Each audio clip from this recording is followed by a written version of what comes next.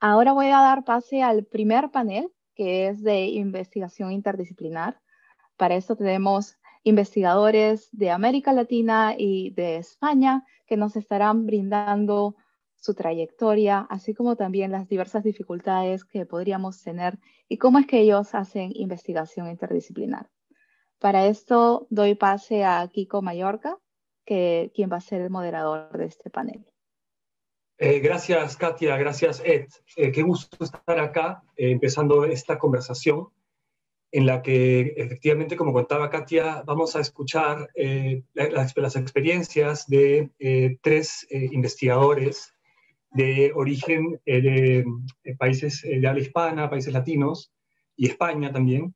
Y, digamos, nos interesa entender qué es digamos, cuál es el valor de la investigación transdisciplinar, interdisciplinar, cómo son sus experiencias en el desarrollo de proyectos que integran distintas disciplinas, y también conocer más sobre su, digamos, vida personal y su trayectoria y sus expectativas y, digamos, recoger todo tipo de consejos que ellos nos puedan dar sobre cuando uno viaja a otro país a iniciar una carrera en investigación. Entonces, el día de hoy, ¿sí?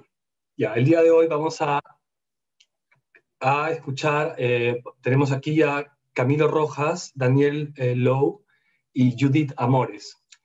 Entonces, primero que nada, cada uno de ellos nos va a contar un poco sobre sí y luego vamos a pasar a tener algunas preguntas. Entonces, Camilo, así es. Hola, buenas noches. Muchísimas gracias, Kiko. Y bueno, muchísimo gusto. Es un placer para mí el poder compartir con ustedes un poco sobre mi trayectoria y mi trabajo. Mi nombre es Camilo Rojas. Nací y crecí en Costa Rica y en este momento soy investigador postdoctoral en el MIT Media Lab en el grupo de Fluid Interfaces. Ahora quería compartirles muy rápido un poco sobre mi trayectoria. Yo empecé en la universidad queriendo ser el mejor físico teórico habido y por haber. De ahí la trayectoria no fue tan lineal. Me llevó a estudiar también ingeniería eléctrica. Luego encontré una oportunidad para hacer una maestría en Suiza, en EPFL. Así que me especialicé en telecomunicaciones. Luego continué con el doctorado, también en la misma universidad. Y de ahí pasé a Estados Unidos, al MIT, a trabajar, o lo que es mi trabajo actual, que es en el área de mejoramiento cognitivo. Por supuesto que esto rara vez es tan lineal. Reboté por varios lugares durante estos 3 pasos.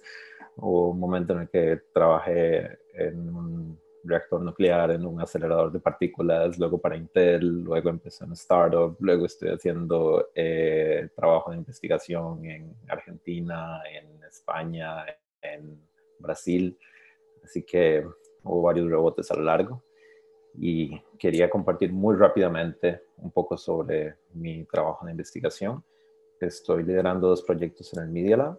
El primero se llama Project Us, en el que estamos estudiando cómo la tecnología puede ayudar a las personas a mejorar su empatía. Así que hemos desarrollado un wearable que utiliza múltiples señales que intercambiamos durante una conversación, como el tono de voz, la actividad electrodermal o los indicadores visuales. Utiliza Machine Learning para extraer el contenido emocional y se lo comparte a la otra persona con la que estamos conversando. Lo hemos probado con más de 40 personas y los usuarios reportan mayores niveles de atención y conciencia hacia ellos mismos y los demás y empiezan a adquirir comportamientos como, por ejemplo, hacer más preguntas, utilizar los patrones de conversación cambian, por ejemplo, utilizan más el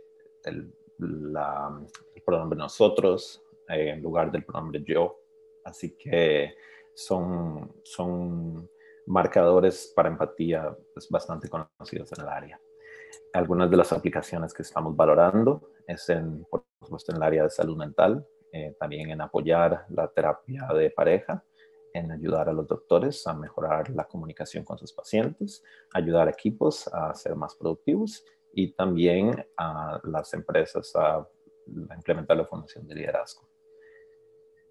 Luego, el segundo proyecto que estoy liderando también está en la dirección de cómo podemos utilizar la tecnología para implementar cambios en el comportamiento, cambios deseados en el comportamiento de las personas. Así que hemos desarrollado una app que básicamente transforma cualquier smartphone y par de audífonos baratos como estos en un sonar que puede detectar cuando las manos de la persona van a tocar la cara y le damos una notificación pues, para reducir la frecuencia con la cual las personas están tocando la cara y con ello mitigar el virus.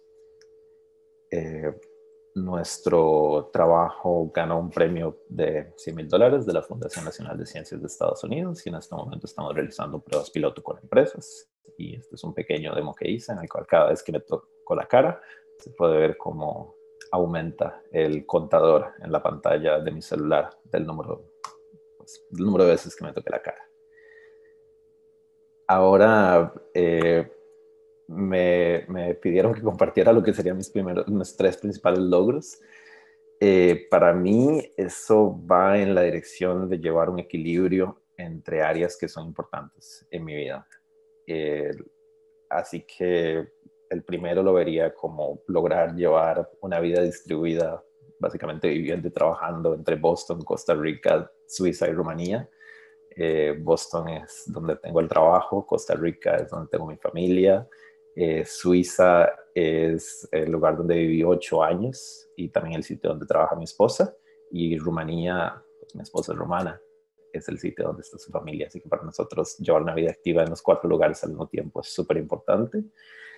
También el balancear eso con un estilo de vida saludable, salir a correr 2 veces por semana y dormir una buena cantidad de horas.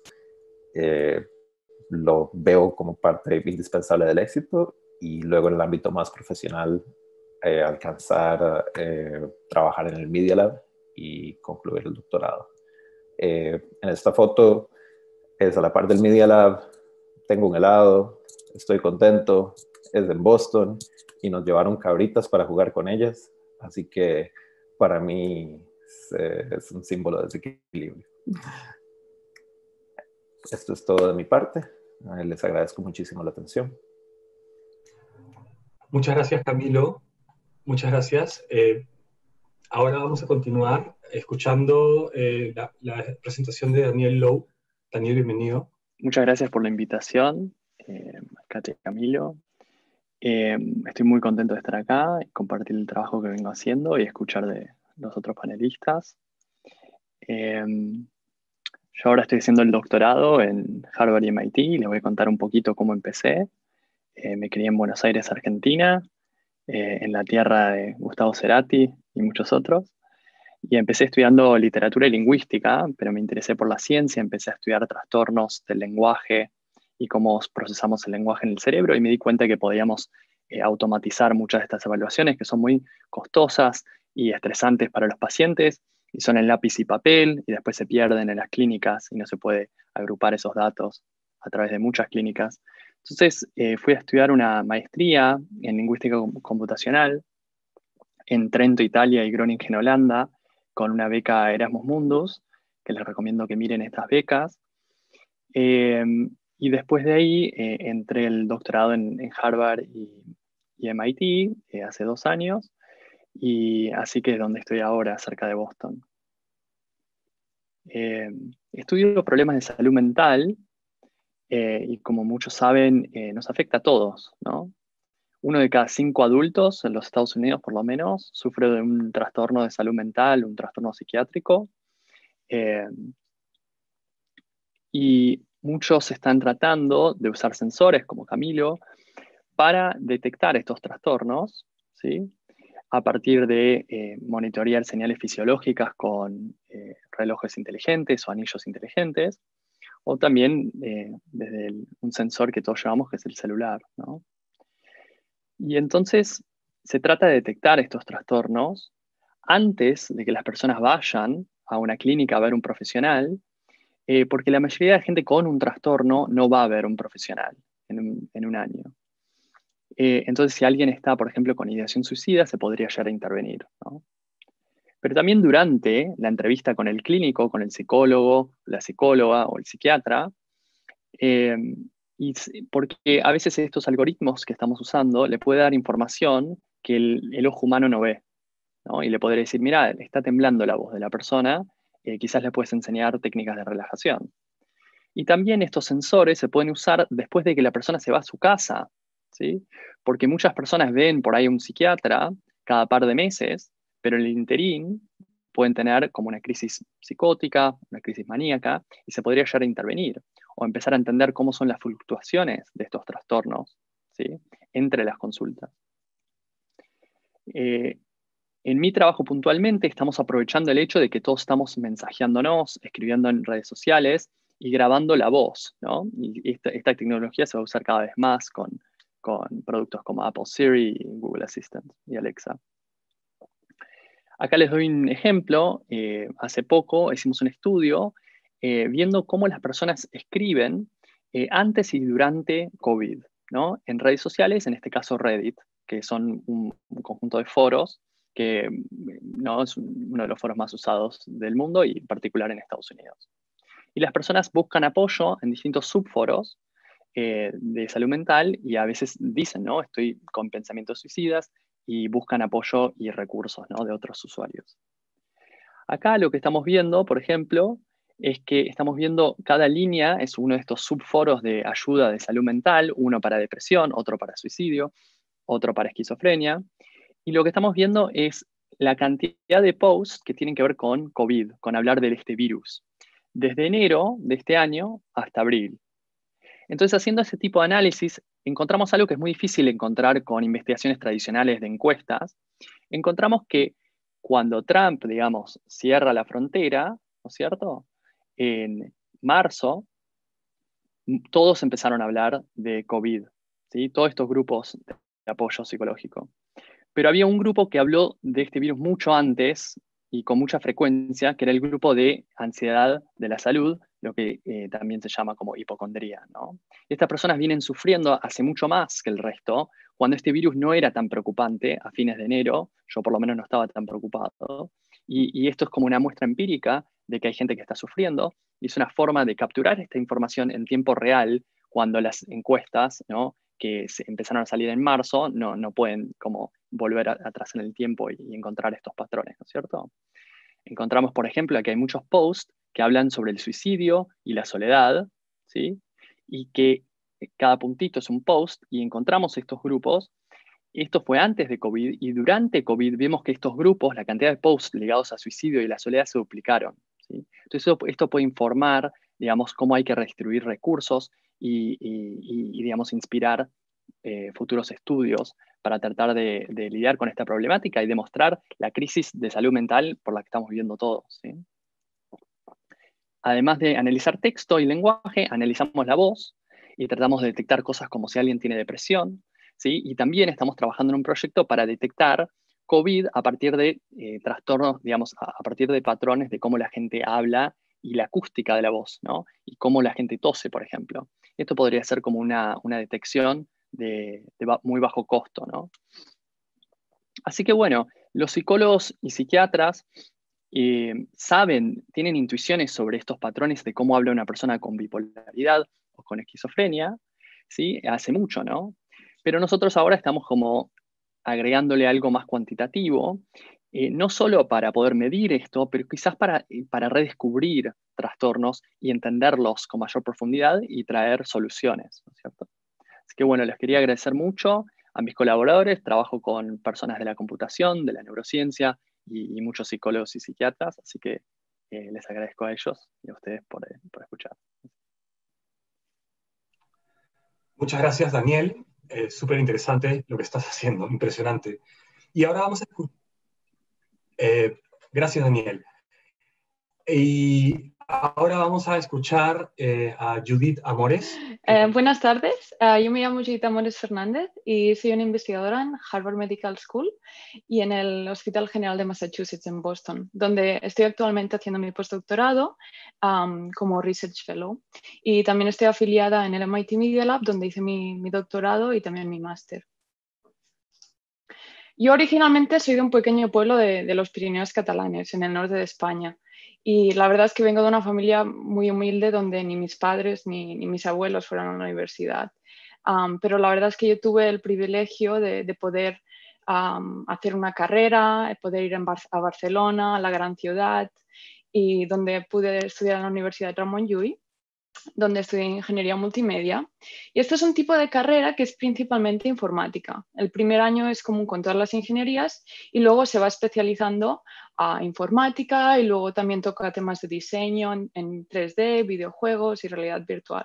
Así que a mí siempre me ha interesado la mezcla entre el diseño y, bueno, y la informática. Y durante esos años, cuando estuve en la universidad, estuve también estudiando y trabajando a la vez y estuve desarrollando proyectos en el centro de investigación y estuve investigando un poco cuál es la relación entre el hombre y la computadora. Por ejemplo, utilizando realidad aumentada y motion capture, podemos hacer avatares inteligentes que interactúan con objetos reales que están conectados en Internet. Por ejemplo, pueden encender una luz o otros, por ejemplo, son para contenido educacional para niños. Por ejemplo, esta caja tiene sensores que detectan movimiento. Entonces, tú puedes saber también qué objeto, qué juguete se ha puesto dentro, por ejemplo, utilizando NFC, y entonces en realidad aumentada tú ves que ese juguete cobra vida. Entonces, claro, esto para un niño pues es espectacular y puedes enseñar conceptos de, por ejemplo, gravedad y, bueno, cosas que en la vida real no serían posibles, pero sí que se puede con este tipo de, bueno, de realidad aumentada.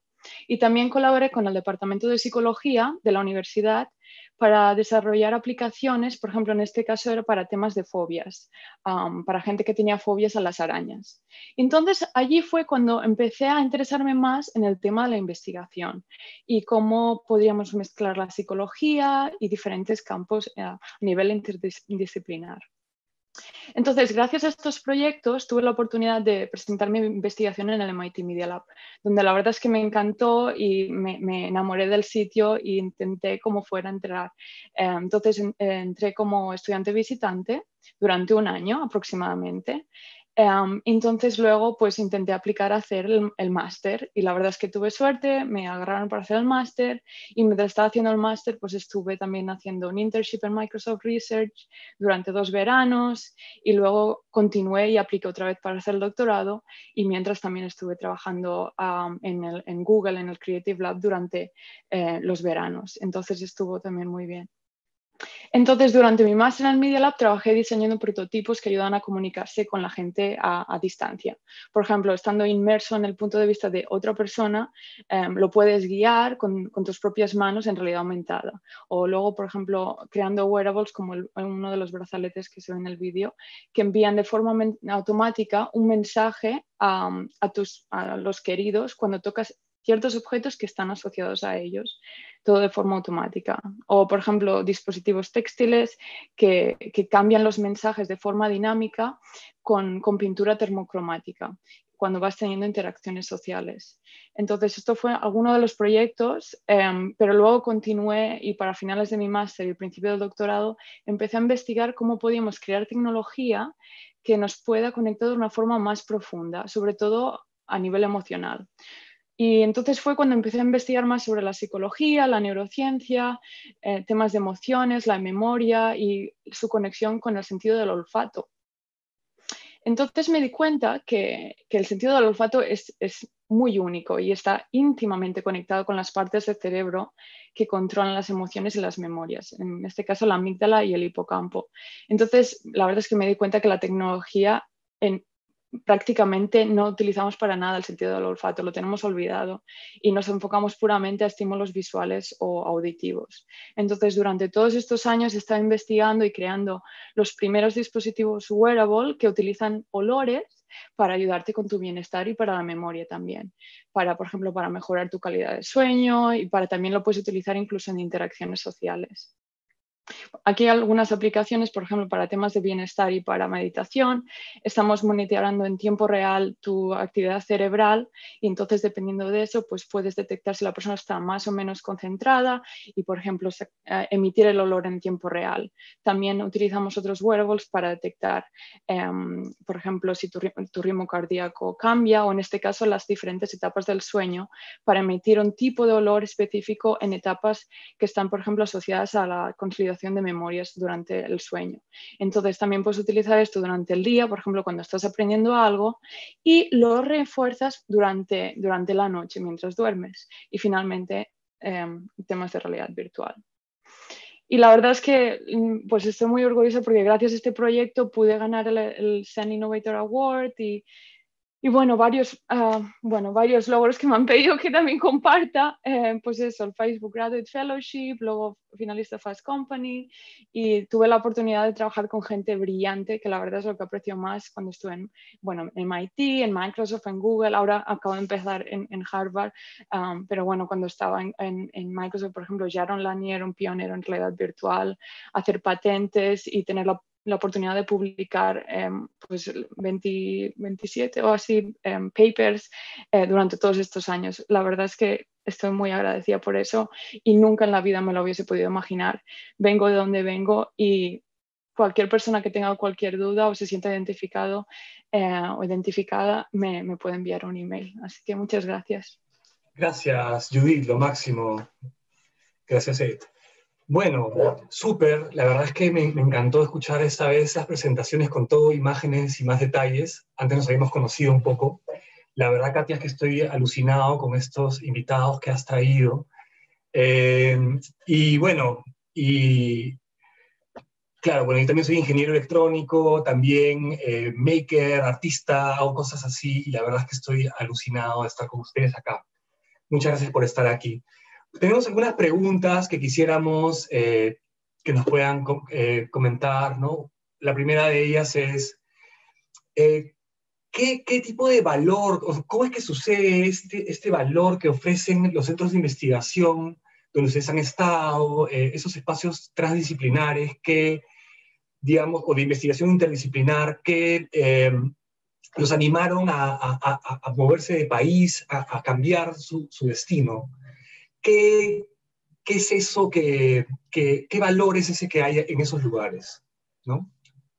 ¿Qué han encontrado, qué han descubierto en este tipo de centros de investigación?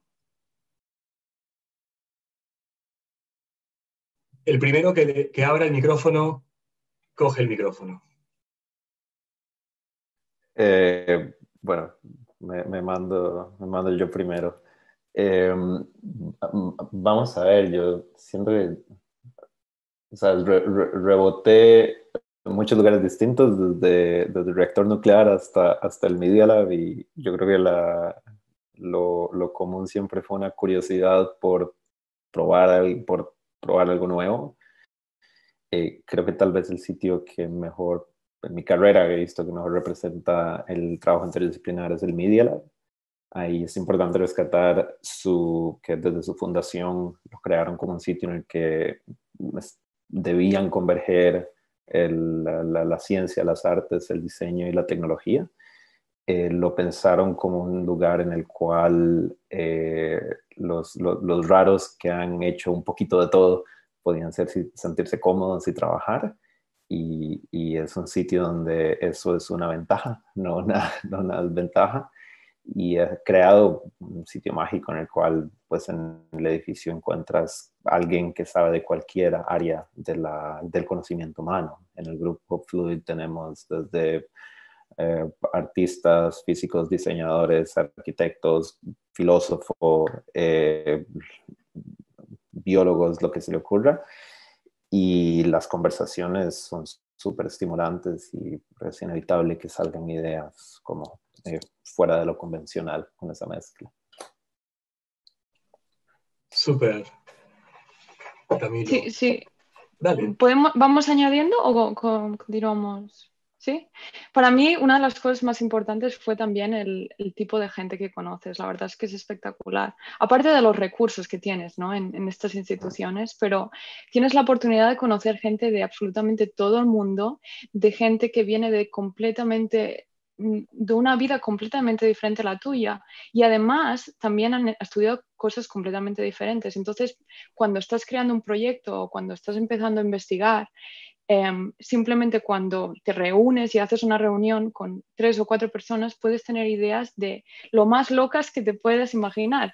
Porque claro, empiezas a conectar ideas y la verdad es que para mí eso fue una de las mejores cosas. Y obviamente el Media Lab es un sitio único, ¿no? Es como dice Camilo, donde yo creo que la gente que no encaja en ningún otro sitio, pues allí puede ir. Pero en general, sitios a nivel multidisciplinar hay bastantes, ¿no? Pero para mí esta experiencia fue única, la verdad. Y Súper. quisiera agregar que, digamos, si muchos están viendo desde Perú y Latinoamérica, digamos, una cosa que pasa cuando uno sale y va hacia los países más desarrollados es que estos espacios, digamos, están dedicados solamente a veces a investigación o a tratamientos y hay como muchos recursos y tiempo, ¿no? Y hay como se toman cada proyecto muy en serio. Y eso es de las cosas que más rescato, ¿no? Muchas personas muy especialistas con tiempo para, digamos, dedicarte a formarte y a brainstormear ideas, que es clave, ¿no? Que en Argentina, cuando me estaba formando, también había gente muy capacitada, pero digamos, había muchos obstáculos, sobre todo el tiempo y el financiamiento, que no permitía ese flujo de ideas, ¿no? Entonces, es algo que realmente esa falta, un poquito menos de estrés de la vida cotidiana, permite que fluyan también las ideas, y por eso también lo aconsejo, ¿no? De salir a otros países a ver cómo es. Eh, y bueno, eso.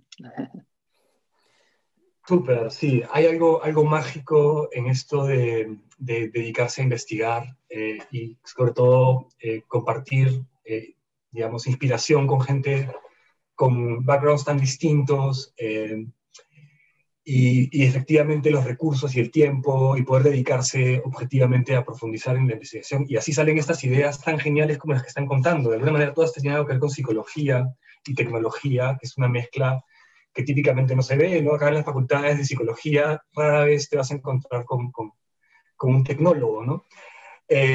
Bien, súper, muchas gracias.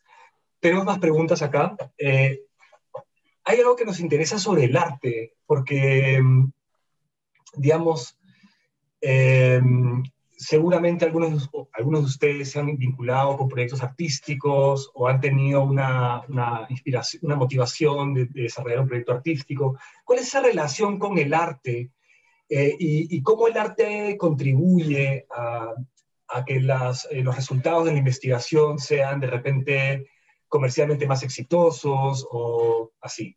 ¿Qué piensas sobre eso? Bueno, para mí personalmente ha influido en bastantes proyectos, por no decir prácticamente en todos. También arte es muy ambiguo, ¿no? Hay muchos tipos de arte y a lo que nos referimos, pero por ejemplo, uno de los proyectos que hicimos lo presentamos en Arts Electrónica, que es como uno de los sitios así como más, bueno, temas de media arts bueno, la verdad es que es uno de los top. Y allí lo presentamos, uno de los proyectos, como un poco una idea que era como ciencia ficción. Enseñamos una tecnología que funcionaba para modificar los sueños. O sea, cómo podías hacer ingeniería con tus sueños.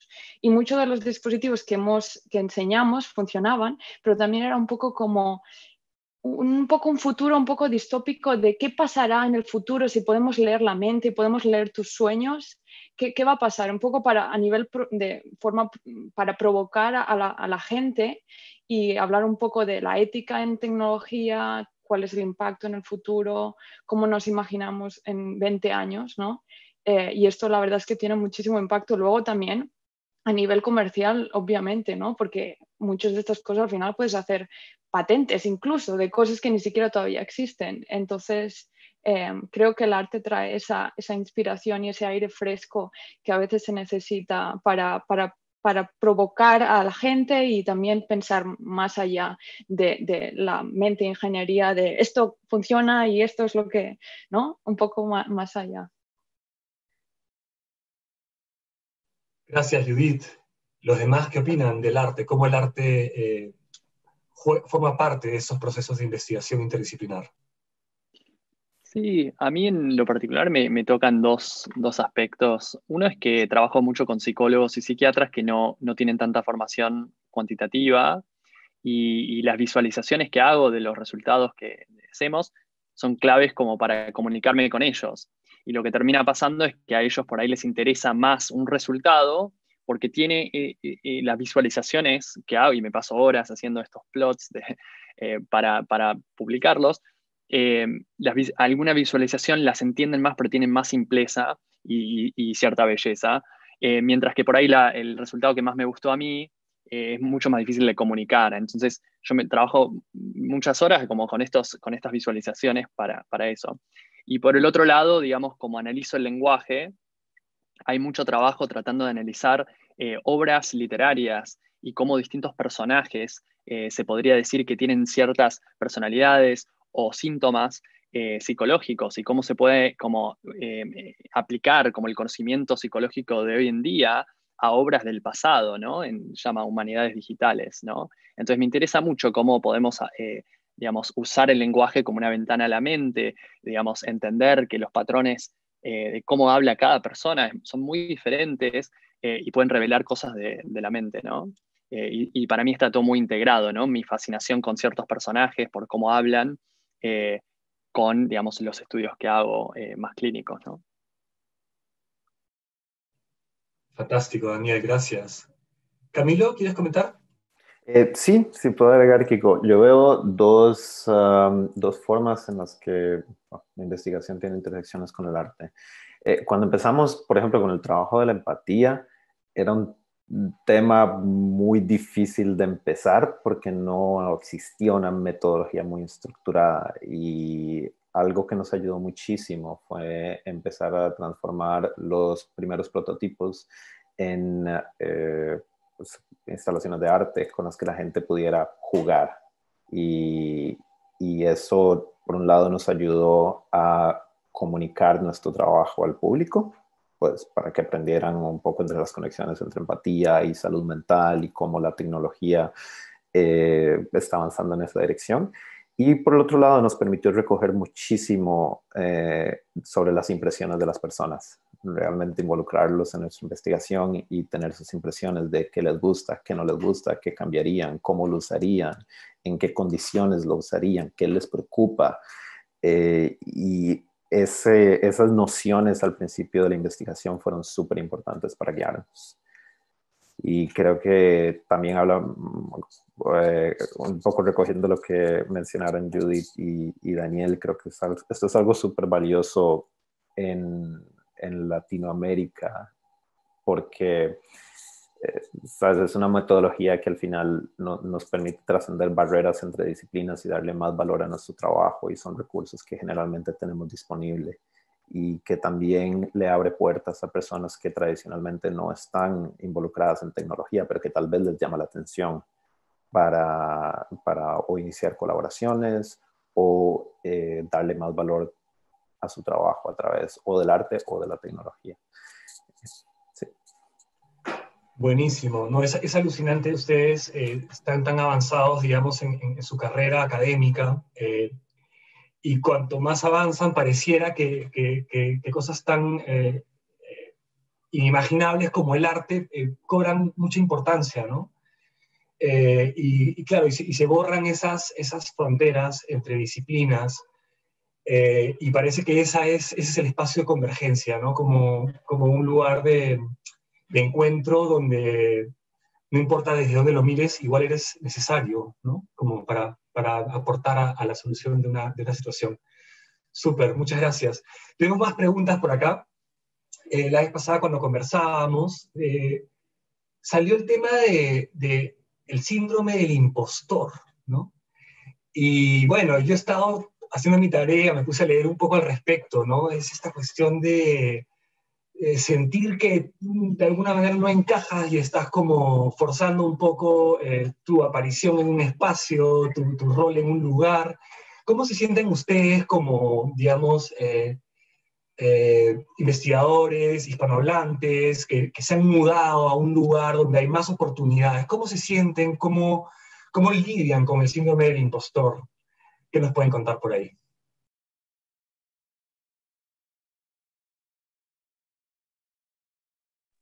Todos se quedaron Yo me mudos. animo, yo me animo. Sí, Dale. creo que de grande me fui dando cuenta que todos tenemos inseguridades y que se van transformando, pero no hay nadie que no tenga inseguridades, ¿no? Y hace poco organizamos como un taller para los estudiantes que recién ingresaban sobre este tema, en síndrome impostor, para que ellos sepan que cuando están sintiendo que no pertenecen, que los demás son más inteligentes, que van a fracasar por algún motivo, que es lo que sienten todos cuando entran a un espacio nuevo, ya sea académico o no, que estos pensamientos son normales, pero que se trata justamente de ponerse desafíos que te otorguen, que nos enseñen y nos confirmen que tenemos la capacidad para superarnos. Pero algo interesante que pasó fue que había algunos profesores en ese taller y ellos también tenían como síndrome impostor, pero de otro tipo. Ellos estaban como inseguros de cuántos estudiantes tenían, de cuántas becas tenían, ¿no? Y distintas cosas que pasan a ese nivel. También les puedo contar una anécdota muy cortita, que una vez estaba en una charla y estaba Chomsky, que muchos conocerán, uno de los investigadores más citados del mundo, y se empezó a pelear con otro investigador que conozco, digamos, sobre cosas de la lingüística, muy, muy niche, pero y lo veías esas inseguridades que tienen estas personas y realmente son de las personas más exitosas a nivel académico que uno podría imaginar, ¿no? Entonces es súper importante la humildad, saber que uno está aprendiendo, que está bien no saber, pedir ayuda, ¿no? Ser vulnerable, creo. Y todas esas cosas como alivian, ¿no? Esas sensaciones de aislamiento y de inseguridad, creo. Pero que todos lo tenemos y que está bueno hablarlo, ¿no? Sí, Súper. sí. No, no, totalmente. Yo, bueno, ya lo comento, yo tengo totalmente el síndrome del impostor y siempre es como que me tendría que poner un autorrecordatorio de decir, a ver, no pienses esto, no pienses esto.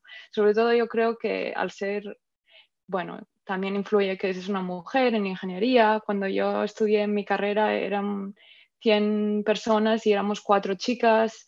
Siempre piensas que no encajas, siempre hay comentarios que no, bueno, que te hacen pues sin querer que estas cosas te afecten, ¿no? Entonces creo que Daniel lo ha dicho súper bien. No tengo, o sea, tengo que aplicármelo a mí misma también, pero creo que es algo que es muy normal de sentir, la verdad. Lo mejor es aceptarlo y decir, a ver, realmente si estoy aquí es porque me lo merezco y he hecho un trabajo y lo he demostrado y lo valgo y por eso estoy aquí.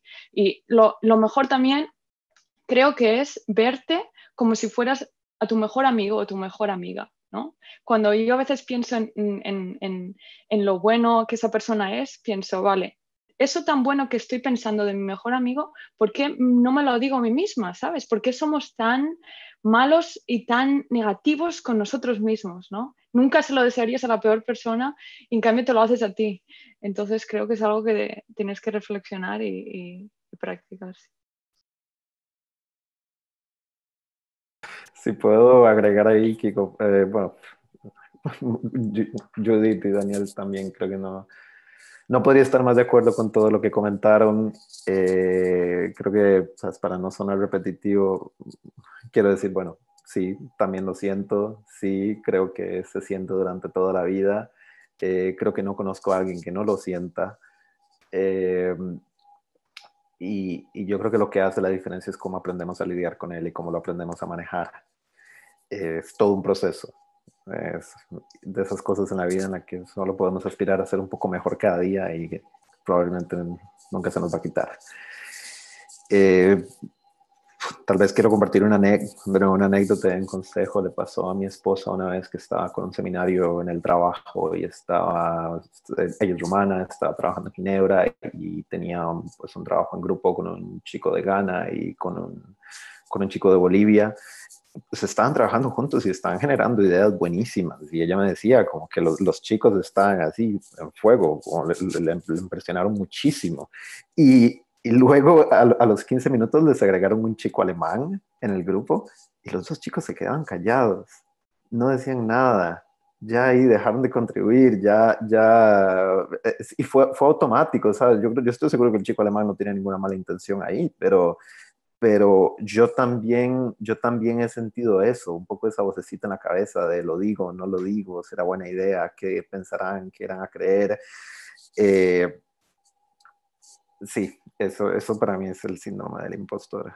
Y luego un consejo, creo que es súper valioso hacer un poco de introspección, como adoptarlo un poco como algo que haces todos los días y que haces de manera estructurada y con otra gente, introspección para darte cuenta qué te hace diferente a los demás, qué te hace especial.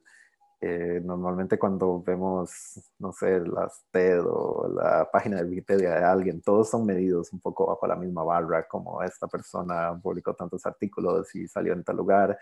Y al final creo que ese ejercicio de darnos cuenta en qué soy bueno y en qué necesito mejorar, pone el focus mucho en las cosas que están en nuestro ADN y que nos pueden dar una ventaja en la carrera y que hacen nuestras contribuciones especiales y nos hacen darnos cuenta que, bueno, de verdad que hay algo en mí que lo hizo esta cierta contribución en el mundo posible que hubiera sido muy difícil que alguien más hiciera. Gracias, son unos súper consejos, ¿no? Porque nos hemos dado cuenta que es común esta sensación, ¿no? En nosotros, como decía Daniel, hay que, digamos, también, por un lado, reconocer que estás aprendiendo, que estás avanzando. Como decía Judith, hay que reconocer el propio mérito y decir, sí, yo estoy acá porque me lo merezco. Impresionante ese ejemplo, Camilo, sobre aparece un personaje en la mesa y muchos se callan la boca, ¿no? Es bien curioso de la humanidad cómo nos ubicamos y nos autosometemos a una situación que en realidad la estamos creando, ¿no? Y es algo que tenemos que luchar. Súper buenos consejos por ese lado. Estamos acercándonos al final. Tenemos una pregunta del público y tenemos una pregunta para ustedes. Creo que podemos tomarnos hoy los 10 minutos que nos quedan. En el público, Luis Rodríguez dice, he seguido de cerca y hace muchos años las actividades del Media Lab. Siempre lo había visto como un sueño un poco inalcanzable. Escucharlos me hace sentir que la oportunidad puede estar un poco más cerca. ¿Algún consejo de cómo poder afianzar algunos vínculos con el Media Lab para luego hacer una maestría? Soy de Perú. Y bueno, y conecto esa pregunta con la otra pregunta que tenemos anotada que decía, ¿cuáles son las posibilidades? ¿Cómo involucrarse en investigación? ¿Aplicar a becas? ¿Algunos tips antes de pasar a nuestra última pregunta? Bueno, si quieres contesto yo por lo del tema del máster, porque la verdad me siento muy identificada con la pregunta. A mí me ayudó mucho poder conocer una persona que trabajaba allí. En mi caso era un alumno que estaba haciendo un doctorado, pero también había estudiado la carrera en mi universidad. Entonces, si de alguna forma conoces a alguien de forma remota, incluso ahora mismo nos conoces a nosotros, ¿no? Puedes enviarnos un email, literal, es así. Entonces, es cuestión de hablar con esa persona, ver qué cosas tienes en común o incluso enseñarle tu research y luego esta persona te puede poner en contacto con otras, ¿no? O sea, si tú al final demuestras un interés y tienes un foco de investigación que puede ser interesante, eso es un primer paso. Lo primero es hacer un contacto, que ahora tenéis la oportunidad, ¿no? Aquí nosotros pues podemos ayudar. Luego el segundo es para temas de becas, ¿no? Una de las cosas que yo aconsejaría es, si no tienes muy claro si quieres hacer el máster o el doctorado o simplemente quieres probar una experiencia diferente, puedes intentar estar allí, pues eso, como un intern, ¿no? 3 meses y ir allí también y estar como, por ejemplo, yo lo hice mientras estaba haciendo la carrera, entonces lo hice a final de mi año. Por temas de visado es complicado a veces a ir a Estados Unidos, entonces eso es un truquillo, ¿no? Si estás haciendo, que creo que es lo que Daniel hizo, ¿no? Como un Erasmus también. pues puedes hacer pues, un trimestre en la universidad y ves qué tal, haces el primer contacto. Y eso es otro consejo. Y bueno, la verdad es que hay un montón de becas, luego específicamente Perú también se pueden mirar, y a partir de allí eso te ayuda mucho más luego para ver si realmente lo que quieres hacer es el máster y conocer a la gente y ganarte que tú lo vales estar allí, ¿no? O sea, tienes como más fichas para jugar en este juego, la verdad. Ganarte tu pasaporte de impostor. Tu permiso, tu licencia de impostor. Buenísimo. Buenísimos consejos, esto, ¿no? Contactar a alguien, pasar por un tiempo breve. Acá también una pregunta relacionada de Zulma Quispe. Ella pregunta, ¿pueden comentar acerca del impacto de sus mentores en su carrera profesional? ¿Tuvieron mentores o fueron ustedes a solas a descubrir el mundo? Tal vez yo puedo tomar esa. Creo que a mí me agarró tarde para buscar mentores y ahora en retrospectiva creo que me hubiera ayudado muchísimo, muchísimo si me hubiera dedicado un poco más a hacerlo temprano. Yo también soñé desde muy, muy temprano con ir al Media Lab, desde prácticamente la secundaria, y no había nadie a mi alrededor, o tal vez no encontré nadie a mi alrededor que me pudiera decir, bueno, entonces debes hacer 1, 2, 3 para llegar allá. O sea, eso es darme, que haya pasado por este proceso y darme esa visión de exactamente qué es lo que debo hacer y también darle, ¿sabes? Echarle todas esas preguntas que a veces son ridículas, como soy lo suficientemente bueno, mi formación está bien, o sí. Así que yo creo que tal vez mi camino, creo que le hubiera sacado muchísimo más valor a mi tiempo si hubiera buscado más mentores para tomar esas decisiones cruciales en la vida. Y ahora que pues sí tengo varios mentores y que también estoy activamente trabajando, mentoreando varios chicos, creo que, bueno, primero que nada es algo que me encanta, me da muchísima energía. Yo les digo que ellos me están ayudando más de lo que yo les ayudo a ellos por dejarme mentorearlos, porque aprendo muchísimo. Así que, digo, no sientan que son una carga para esa persona a la que buscan como mentor. Y que lo prueben, que no sean tímidos. Una forma de empezar, por ejemplo, justo lo que dijo Judith, escribir un email a alguna persona a la cual a ustedes les interesa la investigación o están en un sitio en el que quieren ir, nada más expresando que les interesa, tal vez ofreciendo dar una mano, a veces eso pasa, y ahora en la época de COVID es mucho más fácil involucrarse en investigación estando a distancia desde Perú. Si ven un investigador en una universidad de Japón cuyo trabajo les interesa muchísimo, o en una universidad de Holanda cuyo trabajo les interesa muchísimo, estoy seguro que le llamaría mucho la atención si ustedes quisieran dedicarle un poco de tiempo para darse cuenta de lo que hace y de qué se trata el trabajo. Y así es una buena forma también de empezar una relación de mentorship. Sí, agregaría solo que sí, que bueno, es muy importante, digamos, el inglés, ¿no? Los que no lo están priorizando, pero muchas de estas becas piden evaluaciones de inglés. Entonces es algo como básico que lleva bastante tiempo, que es bueno priorizarlo desde temprano. Y por otro lado, sí, el tema de los mentores también, como una vez que, si es por 3 meses, no importa tanto, pero si es por más tiempo, bueno, escribirle también a los estudiantes de ese mentor y preguntarle cómo es el ambiente del lab, del laboratorio, porque hay muchas personas que no encajan con tu estilo, que por ahí pueden ser un poco agresivas y todo eso, y puede pasar, y entonces eso por ahí después te hace como generar un rechazo hacia la investigación.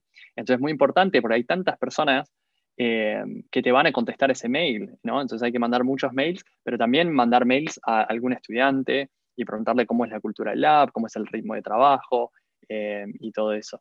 Pero manden muchos mails, algunos no les van a contestar, pero otros sí, y los pueden ayudar. Muchas gracias. O sea, el consejo es anímate, escribe, intenta, busca personas, escúchalas de cerca y hazlo ahora que hay COVID, que la gente está dispuesta a leer más mensajes probablemente. Muy bien, súper. Claro, al final son personas también, ¿no? Y hay que verlo así también, y hay que explorar ese lado, lo máximo. Y bueno, estamos casi llegando al final de nuestra hora, y tenemos una pregunta, quizás una última pregunta.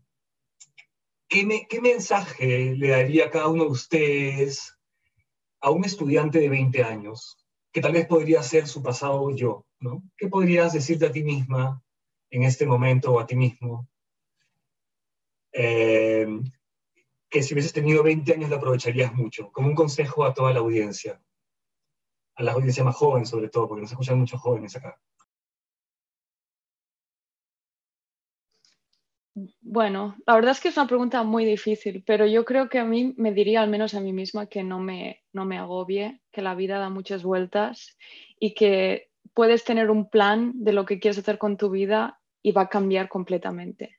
Cosas que nunca hubieses imaginado que vas a acabar trabajando, vas a acabar haciéndolo. Por ejemplo, personalmente yo nunca me hubiese planteado hacer un máster en MIT, era algo que ni siquiera era tan surreal, tan difícil, tan que no me lo no, es que ni me entra en la cabeza, el doctorado menos. O sea, entonces creo que a veces la vida te da tantas vueltas que relax, no pasa nada y sobre todo es disfrutar el momento, que estés muy, muy feliz y muy, con mucha energía de lo que estás haciendo en el momento y que lo disfrutes lo máximo posible.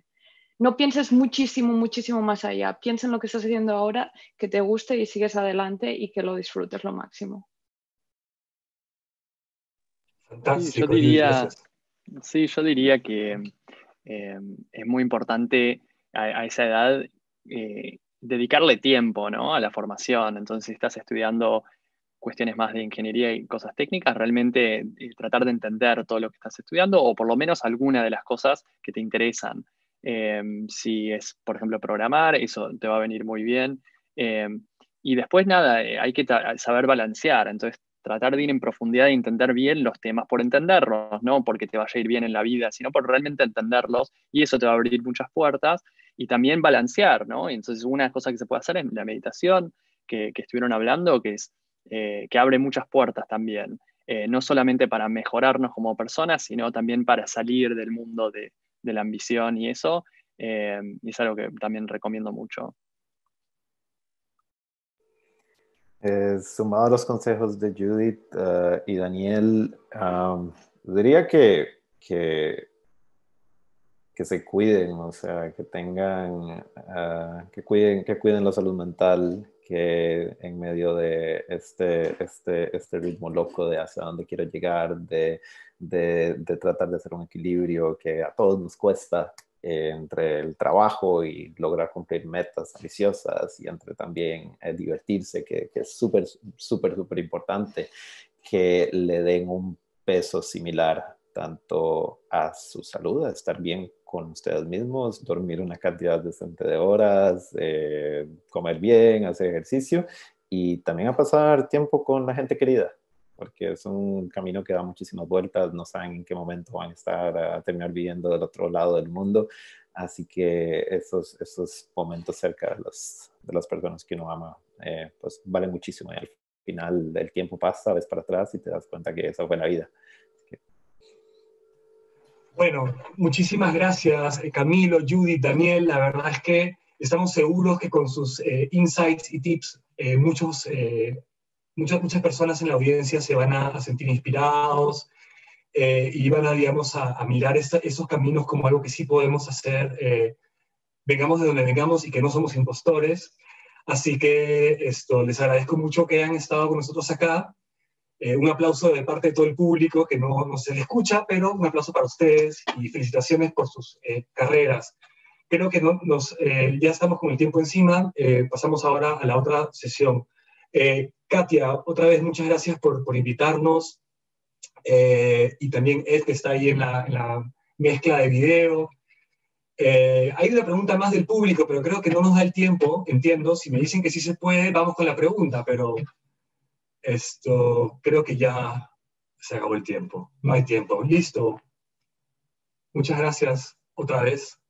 Qué gusto conocerlos, en verdad. A vos, Kiko, gracias. Gracias. Muchas gracias.